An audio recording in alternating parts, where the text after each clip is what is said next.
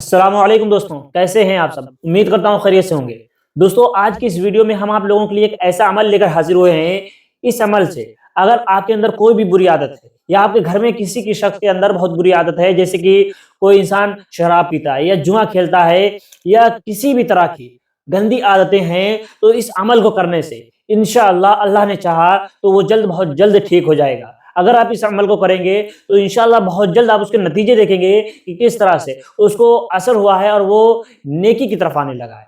دوستو، ویڈیو میں آگے بڑھنے سے پہلے اگر آپ لوگوں نے ابھی تک اپنے یوٹیوب چینل علی اسلامک ایجوکیشن کو سبسکرائب نہیں کیا ہے تو ابھی سبسکرائب کر لیں، اور ساتھ ہی میں بیل آئیکن بھی ضرور دبائیں تاکہ آنے والی نئی ویڈیو کا نوٹیفیکیشن آپ کو مل سکے۔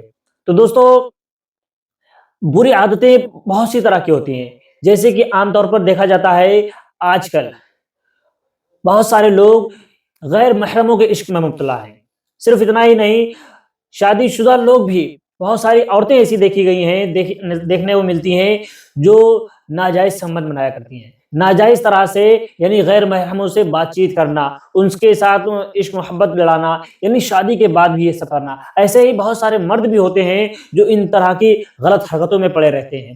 ان لوگوں کے لیے یہ عمل بہت ہی خاص ہے، ان عورتوں کے لیے، ان آدمیوں کے لیے جن کے شوہر ایسی حرکتوں میں مبتلا ہیں، یا جن کی بیویاں ایسی حرکتوں میں مبتلا ہیں، یا کوئی شرابی ہے، شراب کا عادی ہے لیکن وہ چھوڑنا چاہتا ہے لیکن چھوڑ نہیں پا رہا ہے۔ ایسے ہی کوئی جواری ہے، جواں چھوڑنا چاہتا ہے لیکن اس کی عادت سے مجبور ہے، وہ چھوڑ نہیں سکتا ہے۔ اسی طرح کے ہزاروں گناہ ہیں۔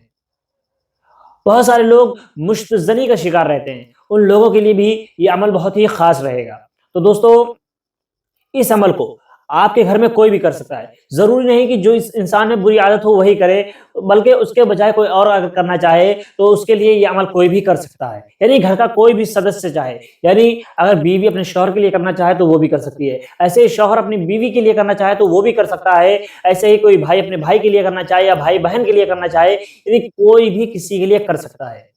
تو دوستو، وہ عمل کیا ہے؟ آئیے ہم آپ کو بتاتے ہیں کہ وہ عمل یہ ہے۔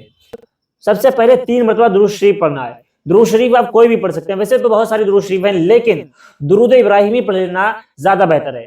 درود ابراہیمی یہ ہے: اللہم صلی علی محمد وعلی آل محمد کما صلیت علی ابراہیم وعلی آل ابراہیم انک حمید مجید، اللہم بارک علی محمد وعلی آل محمد کما بارکت علی ابراہیم وعلی آل ابراہیم انک حمید مجید۔ اس کے بعد میں آپ کو 90 مرتبہ یا حمیدو یا حمیدو یا حمیدو یا حمیدو کی تسبیحات پڑھنی، یعنی یا حمیدو یا حمیدو کو آپ نے 90 مرتبہ پڑھنا ہے۔ آپ اس کو انگلیوں پہ بھی کاؤنٹ کر سکتے ہیں یا آپ تسبیحات کے ذریعے سے پڑھ سکتے ہیں، جیسے بھی آپ کو بہتر لگے آپ اس کو پڑھیں۔ اس کے بعد میں آپ نے 3 مرتبہ پھر سے درود شریف پڑھنا ہے، اور اس کے بعد میں اللہ سے دعا کرنی ہے، یا اللہ میرے بھائی میں یا جس شخص میں بھی ہو، آپ کا جو بھی رشتہ دار ہو، اس کا نام لینا ہے کہ یا اللہ اس میں یہ بری عادت ہے، تو رحمان ہے، تو رحیم ہے، تو کریم ہے، مولا تجھے اپنی رحیمی کریمی کو واسطہ تو اس کی وہ بری عادت کو دور کر دے، اس کی بری عادت سے اس کو نجات عطا فرما، اسے نیکی کی طرف مائل فرما، اس کے دل کو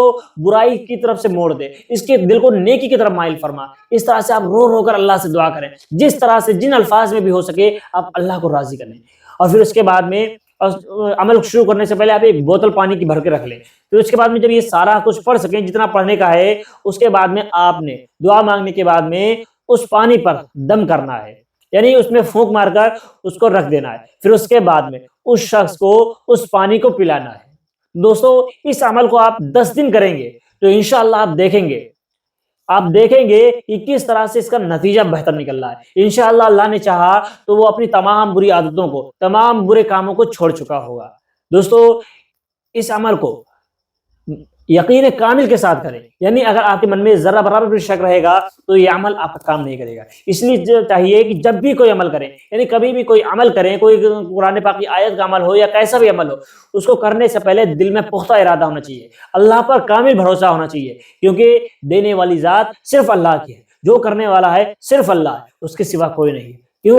اسی کی ذات پر ہمیں بھروسہ کرنا چاہیے۔ اسی کی ذات پر جب ہم بھروسہ کریں گے تو اللہ نے چاہا تو انشاءاللہ اس کے ہر عمل میں، کیونکہ قرآن پاک کو اللہ تعالیٰ نے کہا ہے کہ قرآن پاک شفا ہے، یعنی قرآن پاک کے ذریعے سے ہم شفا حاصل کر سکتے ہیں۔ لیکن افسوس ہم قرآن پاک کو بھول گئے، ہم نے قرآن پاک کو پشے پشت ڈال دیا ہے، صرف رمضان دیکھا جاتا ہے۔ بہت سارے نوجوان ایسے پائے جاتے ہیں جو قرآن پاک کی تلاوت ہی نہیں کرتے، پڑھے ہیں، قرآن پاک پڑھا ہے لیکن اس کے باوجود تلاوت نہیں کرتے۔ آخر یہ ہمارا حال ہو گیا، اور پھر کہتے ہیں کہ مسلمان پریشان ہیں۔ جب ہم نے قرآن پاک کو پش پشت ڈال دیا تو ہمیں شفا کہاں سے ملے گی، ہمیں فائدہ کہاں سے ملے گا؟ ذرا غور کیجئے دوستو۔ ایسی ہی اسلامک ویڈیوز دیکھنے کے لیے آپ ہمیں سبسکرائب کریں اور ہمارا سپورٹ کریں دوستو۔ اسی کے ساتھ ہم آپ لوگوں سے وداع لیتے ہیں، پھر انشاءاللہ ملاقات ہوگی اگلے ویڈیو میں۔ السلام علیکم۔